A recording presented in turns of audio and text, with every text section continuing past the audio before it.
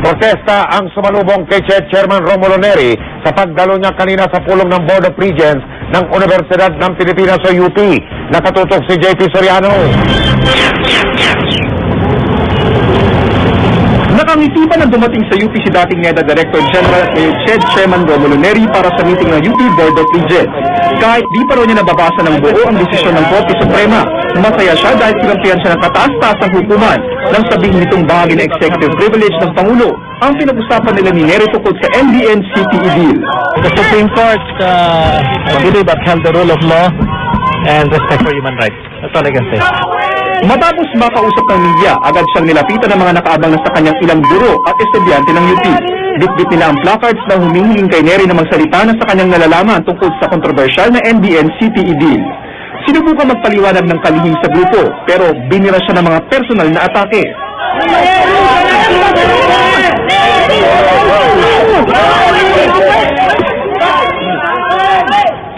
Di ito pinansin ni Neri, dumiretso agad siya sa meeting.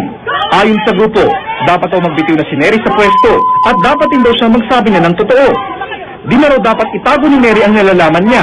Total inamin na niya minsan na siyang inalok ng 200 million pesos kapalit ng pag-aproba sa MDN-CTE deal. Mahalaga talaga yung kanyang pagiging leader sa education sector para tumindig para sa tama. Walang sama ng loob si Neri. Malaya raw ang kahit sino na ihayag ang saloobin niya.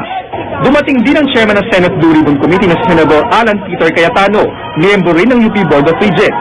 Ito ang unang beses na nagkita uli sina Neri at Cayetano matapos humarap sa Senado si Neri noong nakaraang Disyembre.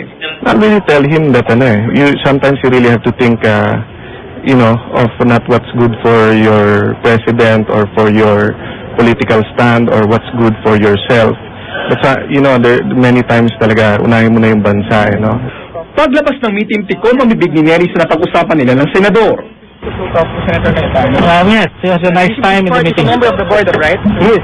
Sir, ano po niyo pag-usapan? We had a very productive meeting. Si Cayetano naman, dismayado dahil di raw niya maisingit sa usapan ng tungkol sa ZTE hearing.